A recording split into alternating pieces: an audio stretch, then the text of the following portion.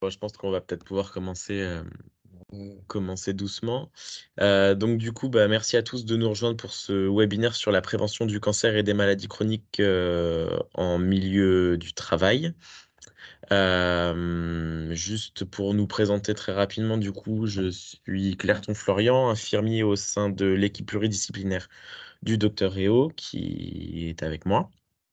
Et nous travaillons sur l'effectif, de Vierzon et nous avons un site de détachement sur La Chapelle, Saint-Ursin. Pour vous et sur Châteauroux, effectivement aussi. Pour vous représenter un petit peu, l'APST 18, du coup, l'APST, la «maison mère» entre guillemets, est située à Bourges et on a plusieurs centres extérieurs, donc sur Aubigny, Vierzon, Saint-Satur, Mehun, La Chapelle-Saint-Ursin, Baugy et Saint-Amand et on a un rayonnement, en étoile où chaque médecin et chaque, infirmier, chaque professionnel de santé peut être, dispatché sur les différents centres, du département.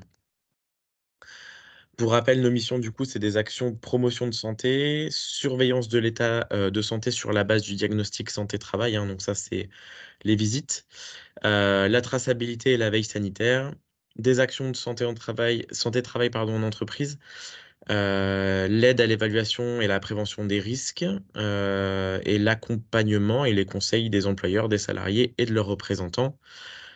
Pour avoir un ordre d'idée, on suit à peu près, 63 000, agents, enfin salariés et ça représente un peu plus de 6 000 entreprises.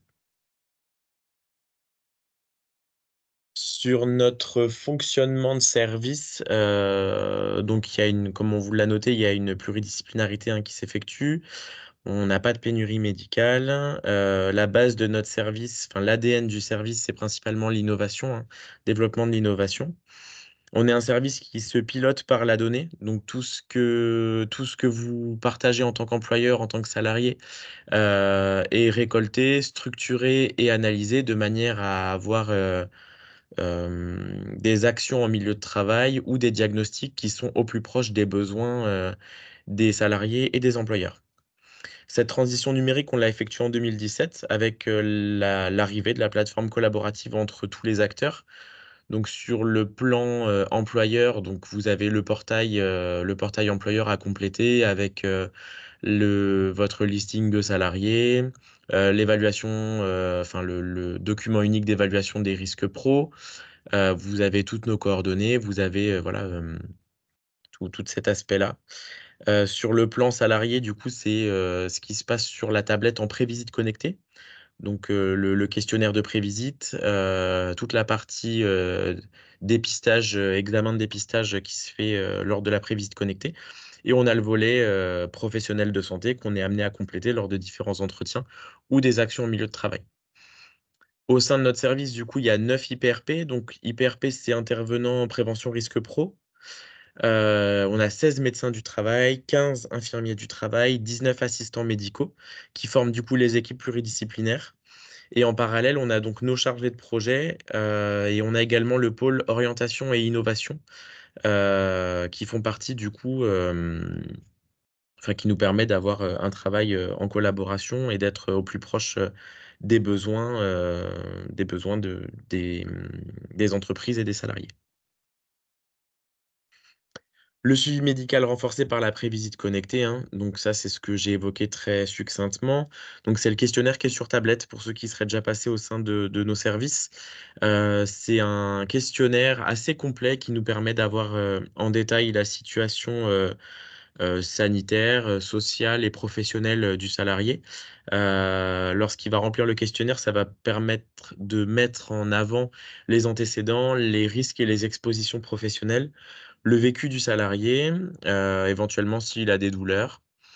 Comme on vous l'a noté également, du coup, l'ensemble de ces données permet au médecin, mais aussi à l'infirmier, de surveiller l'état de santé par rapport aux expositions et aux risques pro et d'avoir un axe de prévention collective pour les équipes, mais aussi de donner des conseils personnalisés aux salariés lors de l'entretien.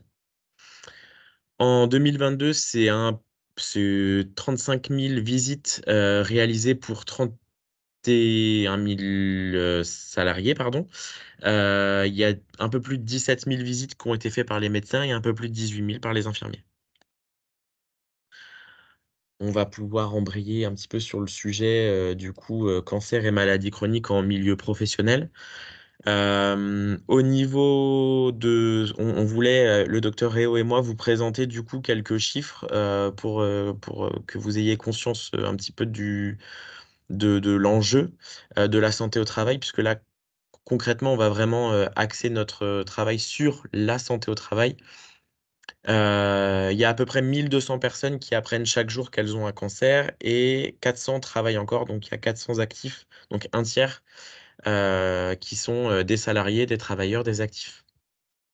D'où la nécessité, de travailler, avec les employeurs, au maintien dans l'emploi, à ce moment-là, puisque un tiers des personnes, sont des travailleurs.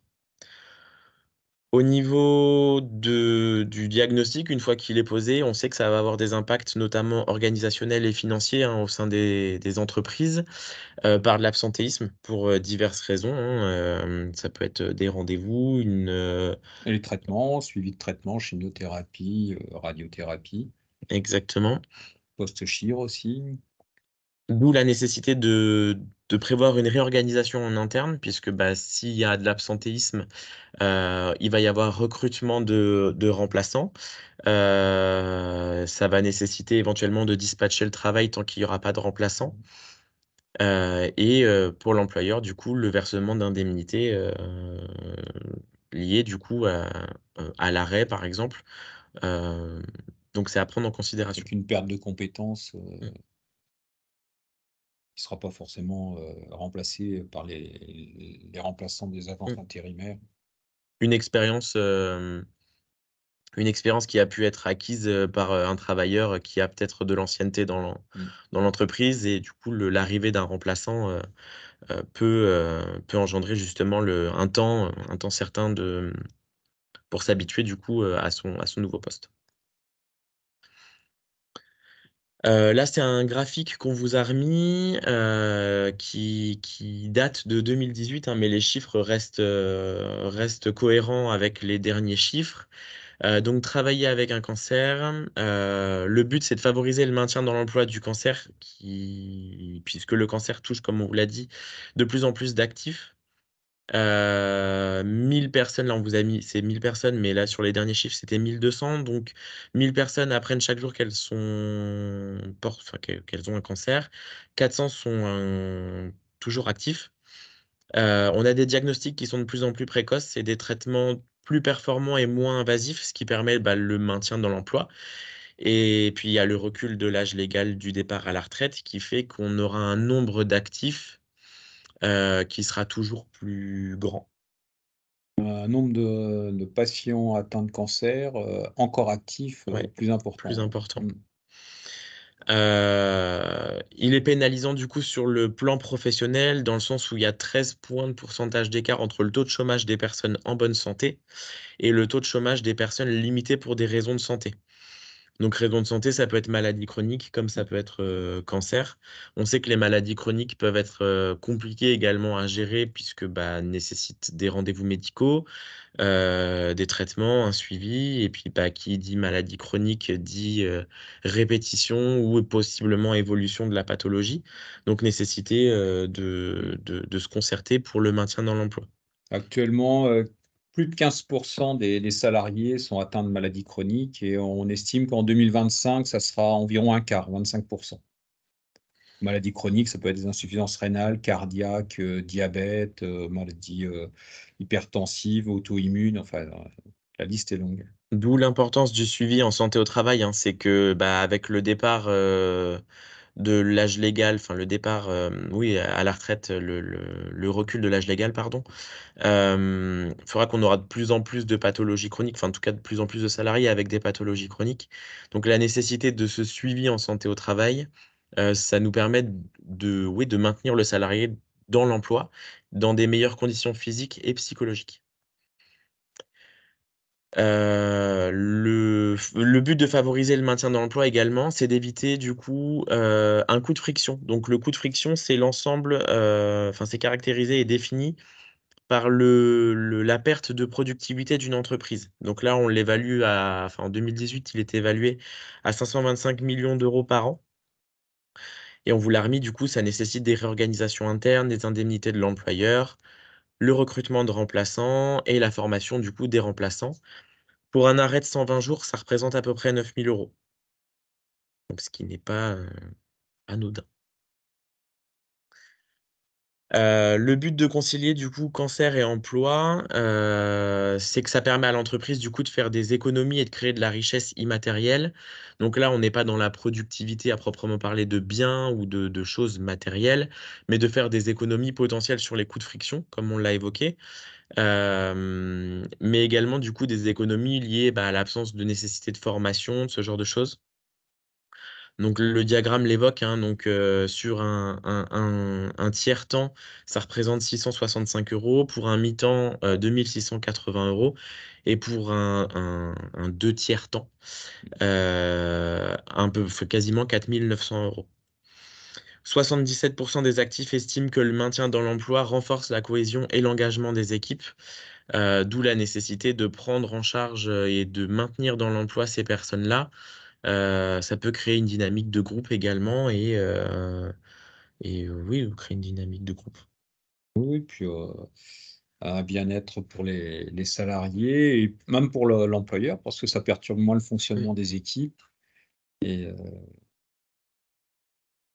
le la guérison, est plus rapide ou de meilleure qualité quand les gens sont intégrés et il faut savoir qu'il y a 20 des gens atteints de cancer qui, ne retravailleront pas mm, par la suite, hein, donc même après guérison, pour des raisons, psychologiques, ils se sentent abandonnés ou mm. le fait de parler de sa maladie chronique ou cancer, en entreprise, c'est très compliqué. Donc, les gens n'osent pas en parler ni à leurs collègues, ni, à l'entreprise. Dans presque un cas sur 2. Le fait de créer cette dynamique, voilà, ça va préserver les liens sociaux, hein, comme il est noté sur la partie en haut à droite. Préserver les liens sociaux, ça va diminuer l'impact de la maladie, comme vous l'a dit le docteur Réau, hein. Il peut y avoir un sentiment d'isolement, d'incompréhension, de souci du regard des autres. Donc l'entreprise a quand même un rôle à jouer dans le suivi de la maladie chronique, indirectement. Par définition, le cancer est caractérisé comme une maladie dont la prolifération de cellules est incontrôlée, liée à un échappement au mécanisme de régulation qui assure le développement harmonieux de notre organisme. Euh, une pathologie chronique va être, elle, caractérisée par une affection de longue durée qui, en général, évolue lentement. Le handicap, lui, est défini comme toute limitation d'activité ou restriction de participation à la vie en société subie dans son environnement par une personne en raison d'une altération substantielle, durable ou définitive, d'une ou plusieurs fonctions physiques, sensorielles, mentales, cognitives ou psychiques, d'un polyhandicap ou d'un trouble de santé invalidant. Donc la définition du handicap, elle est très, très Très vaste. vaste, vague et Euh, il ne faut pas réduire le handicap au handicap physique comme on voit encore souvent, même sur les signalétiques, on voit, le handicapé dans un fauteuil roulant. Il faut savoir que les handicaps moteurs, c'est 5 en gros, 3 dans un fauteuil roulant et 85 des handicaps sont des handicaps invisibles. ouais.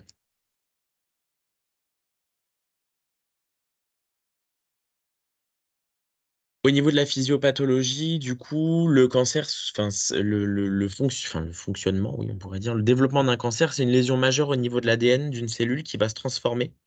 La cellule transformée, comme toutes les cellules, va se développer et proliférer, en formant du coup, là, dans ce cas, un groupe de cellules transformées identiques.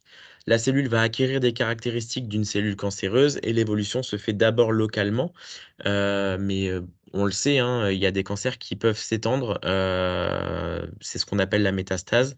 Ça va s'étendre via le sang et la lymphe à d'autres endroits du corps. Au niveau d'une pathologie chronique, la physiopathologie d'une pathologie chronique, c'est l'évolution d'un dysfonctionnement organique lié à une pathologie. La définition, elle est assez générale, mais parce qu'elle dépend de l'endroit où la pathologie chronique va se développer. La pathologie chronique, elle va être différente s'il s'agit d'une insuffisance rénale, d'une insuffisance cardiaque, d'un diabète. Alors, la pathologie chronique, elle peut se stabiliser, elle peut évoluer par paliers, de manière croissante, ou se stabiliser, On se stabilise. ou évoluer favorablement s'il y a une prise en charge euh, en amont, enfin Bah, en amont, thérapeutique, ouais, thérapeutique, ouais. ouais. Au niveau des conséquences, du coup, on a donc les conséquences qui sont physiques. Donc ça va être toutes les évolutions qui vont être liées au corps, hein. Donc ça peut être l'apparition de troubles musculo-squelettiques, des dysfonctionnements musculaires, une perte de force. Donc toutes ces conséquences physiques peuvent avoir du coup un rôle, enfin peuvent perturber du coup le fonctionnement du travail. Ces pathologies peuvent avoir également des conséquences sociales et relationnelles, entraîner du repli sur soi, la peur du regard des autres, un sentiment d'abandon, un sentiment de délaissement, un sentiment de Discrimination. discrimination, euh, des phases potentiellement de déni.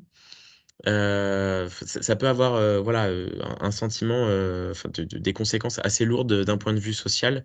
Alors, elles sont sociales sur le plan professionnel, mais elles peuvent aussi avoir un impact sur le plan perso. Là, on va axer notre webinaire vraiment sur la santé au travail, donc au sein de l'entreprise. Mais ce qu'il faut savoir, c'est que les répercussions ne sont pas que professionnelles. Il peut y avoir, enfin voilà, des conséquences sur le plan familial, hein, sur le plan du couple, auprès des enfants, auprès des amis. Si dans la participation, enfin s'il y avait une participation dans des associations, dans des milieux sportifs, voilà, il peut y avoir beaucoup de répercussions. euh, et qui peuvent être perçues de manière différente en fonction des personnes et de leur propre sensibilité. Donc c'est à prendre en considération. Bah, ça entraîne souvent un repli sur soi, donc que ce soit à titre personnel ou que ce soit au niveau du travail, ce qui peut des fois ne pas être compris par les collègues, en Mm. disant tiens, il nous parle plus, moins, ou il est pas bien. Donc, parce que mentalement, psychologiquement, c'est pas toujours facile d'assumer soit une souffrance, soit une diminution de ses capacités. Et puis, il y a des traitements qui ont des effets indésirables, hein, et les gens composent avec, quoi. Donc, c'est pas toujours facile. Et en fait, ce qui se passe, c'est que les gens atteints de cancer sont demandeurs d'écoute, d'empathie. Et le problème, c'est qu'ils ont des fois eux-mêmes des difficultés à en parler à leurs Mm. collègues. Donc voilà, c'est un petit peu un cercle vicieux. Il peut y avoir cette notion de pudeur, de pas vouloir déranger ou de montrer, enfin voilà, cet aspect malade, travailleur handicapé, adaptation du poste de travail. Il y a beaucoup nous on le voit lors des entretiens, hein, il y a beaucoup de gens qui ne verbalisent pas et qui ne veulent pas montrer qu'ils peuvent avoir des difficultés et mis bout à bout, ça peut avoir des répercussions voilà, sur le plan social et psychologique.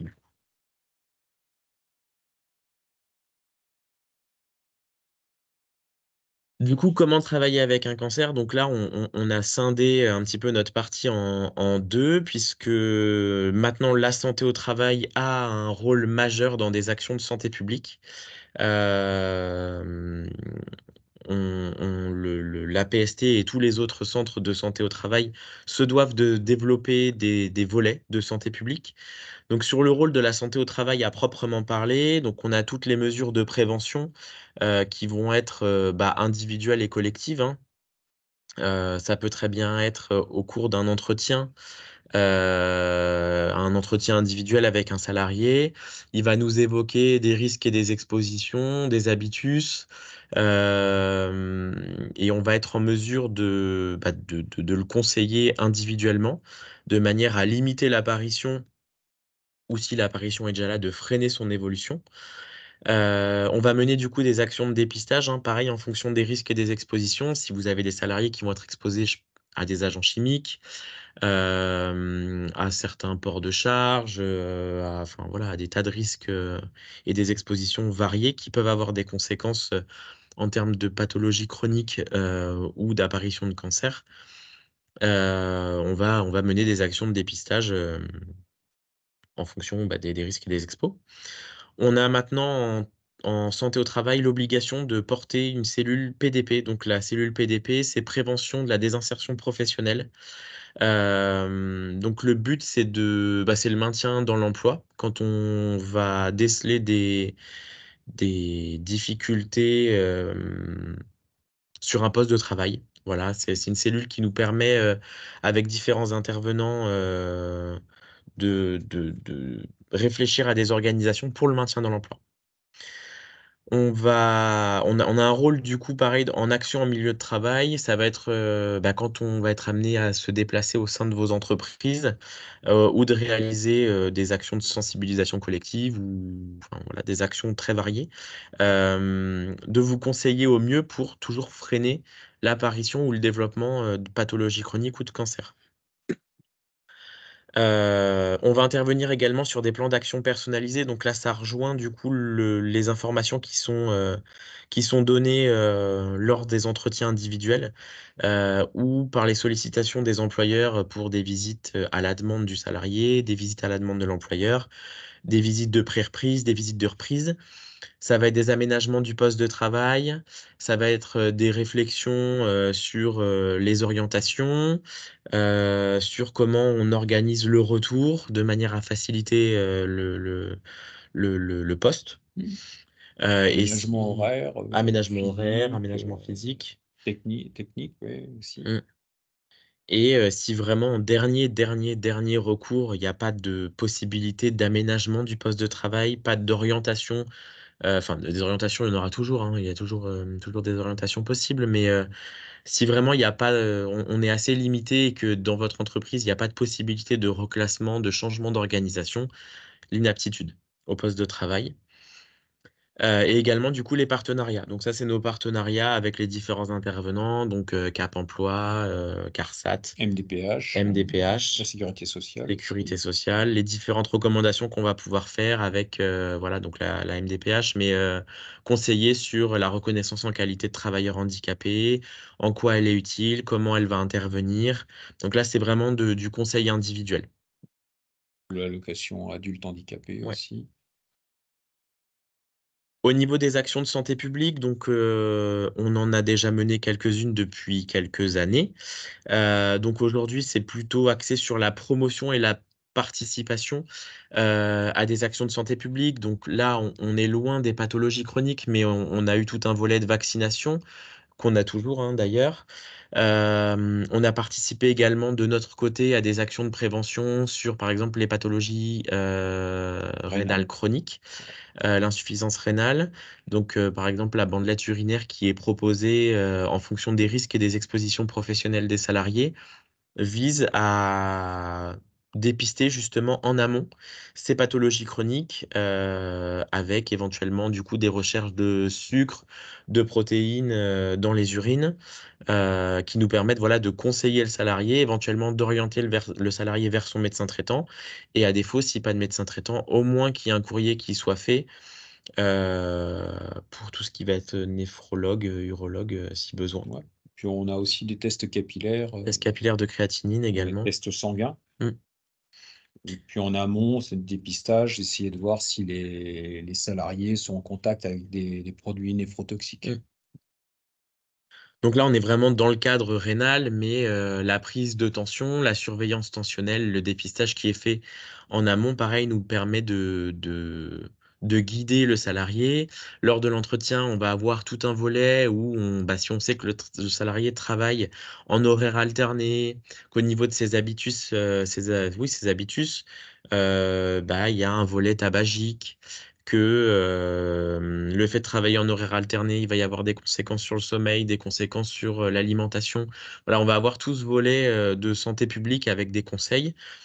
Et aujourd'hui, on a le déploiement d'une infirmière de santé publique au sein de la PST, Madame Texera, qui est disponible et qui participe sur tout ce qui va être sevrage tabagique, euh, aspect diététique et sport et Et sport travail. et travail. Ouais. On a un projet qu'on vous a noté également sur la slide, Capital Santé. Donc, du coup, c'est un projet qui est opérationnel actuellement, avec gestion du stress, nutrition, sommeil, sport et travail. Donc, le sport et travail, si vous avez besoin de plus d'informations, on vous invite à contacter le service directement qui vous basculera vers Madame Texera. Si vous avez besoin de plus d'informations, mais c'est un des volets qui est déployé et qui, pareil, permet de lutter contre l'apparition de pathologies chroniques, TMS notamment. troubles musculo-squelettiques et la sédentarité. Par le biais des échauffements, des Mm. étirements, Renforcement musculaire. renforcement musculaire, et puis même, on dire, tout ce qui est bonne posture, Mm. gestuelle, adaptation au poste.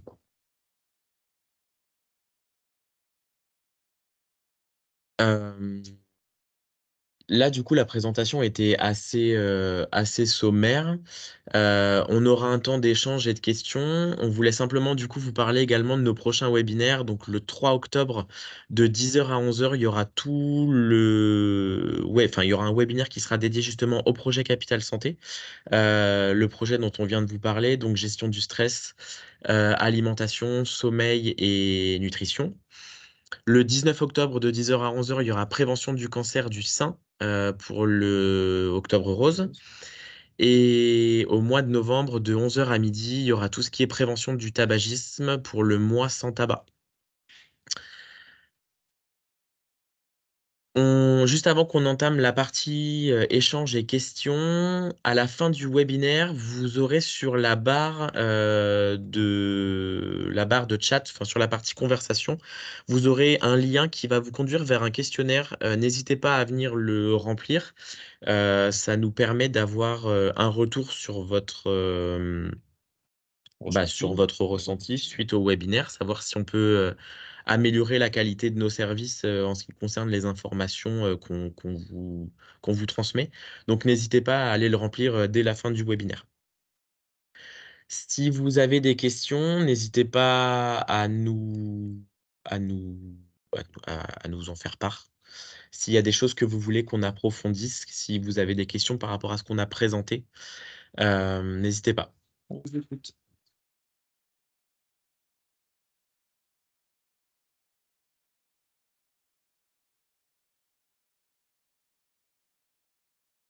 De retour.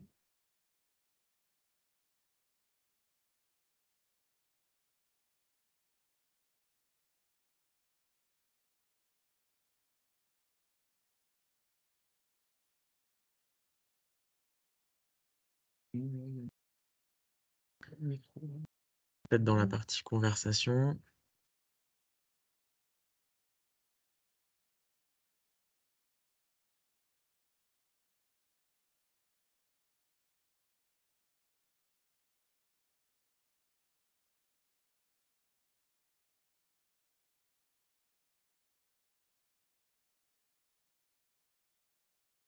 Alors, je sais pas si...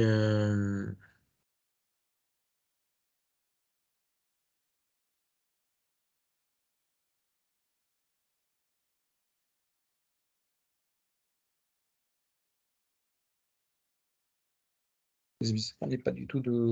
Ouais. Vous m'entendez? Oui. Ah, super. Bonjour. Bonjour. Bonjour. Oui, j'avais une petite question. Alors, je ne sais pas si c'est forcément à propos, mais j'ai reçu une salariée ce matin justement qui était en questionnement et j'ai pas trop su quoi lui répondre, qui a une récidive de cancer et qui est en mi-temps thérapeutique. Elle me demandait si justement à la fin de son mi-temps thérapeutique, il y avait, éventuellement parce qu'il arrivait, sûrement à terme en 2024, elle ne savait plus et elle appréhendait un petit peu la phase, post, mi-temps thérapeutique et elle me demandait justement s'il y avait, après le mi-temps thérapeutique des solutions ou si elle devrait reprendre son activité en tout cas, pleinement. Donc moi je lui ai dit que non, je pense qu'il y a plusieurs, solutions mais je ne sais pas lesquelles. Je crois qu'il y a l'indemnité compensatrice, de perte de salaire ou quelque chose comme ça il faut voir ça avec la sécurité sociale. C'est ce que je lui ai dit. Ouais, je lui ai dit qu'elle Ouais, se rapproche de la sécu dans ces ouais, cas-là. Ouais, OK. Mais il ouais, peut ça y s'appelle avoir une indemnité indemnité? compensatrice de perte de salaire, je crois, ou quelque chose comme ça. C'est-à-dire qu'en fait, elle peut travailler, sur un temps partiel et la différence sera payée, non pas par l'employeur, mais par la sécurité sociale, je crois. Il y a quelque chose comme ça, je ne sais plus comment ça OK, fonctionne. Ouais. OK, très bien. Merci.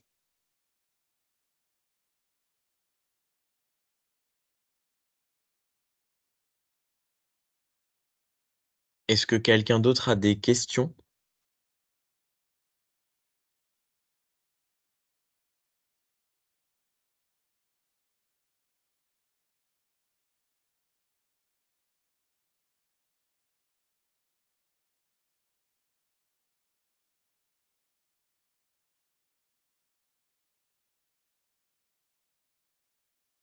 Merci à vous.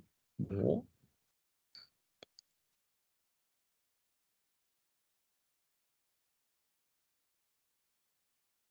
Après, si vous avez d'autres questions, suite à ce webinaire, n'hésitez pas et que le webinaire est terminé, n'hésitez pas à vous rapprocher des équipes pluridisciplinaires, qui suivent, votre entreprise si vous avez des questions, ou à contacter simplement l'accueil de la PST18 qui vous redirigera, vers nous si on peut répondre à vos interrogations par la suite. Et après, si vous avez des questions sur des aménagements de poste d'un salarié, atteint d'une pathologie, alors il n'est pas forcément censé vous dire de quelle pathologie, mais une maladie chronique ou une maladie cancéreuse, n'hésitez pas non plus à entrer en contact avec soit le médecin, soit l'infirmière, enfin ou un membre de l'équipe pour pouvoir aménager au mieux le poste, voir quelles sont les différentes solutions. Il y a toujours plein de solutions. Et, et souvent, les salariés ne sont pas au courant. Vous, les employeurs, c'est pareil, vous n'êtes pas forcément toujours au courant. Et il y a possibilité de travailler main dans la main pour aider au mieux à la fois que votre fonctionnement d'entreprise ne soit pas perturbé et à la fois que le salarié puisse retravailler, quoi.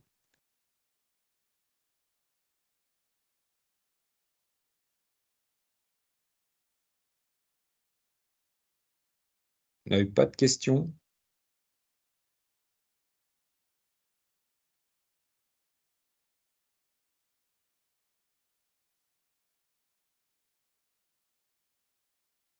Bon, Non, a priori.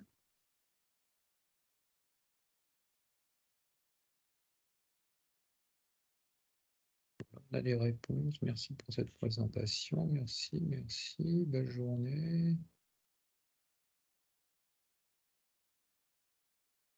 bon, bah, du coup, je me répète, mais si vous avez des questions, n'hésitez pas à revenir, vers la PST, et poser vos questions directement, vers vos équipes pluridisciplinaires, via le portail employeur si besoin. Toutes les coordonnées y sont affichées et si vous avez besoin, n'hésitez pas vers l'accueil et puis on vous rebasculera systématiquement vers vos équipes pluridisciplinaires.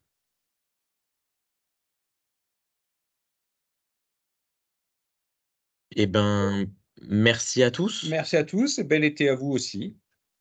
Merci beaucoup. Au revoir. Bonne fin de journée à Merci tous. beaucoup. Merci, au revoir. Merci, Au revoir. au revoir.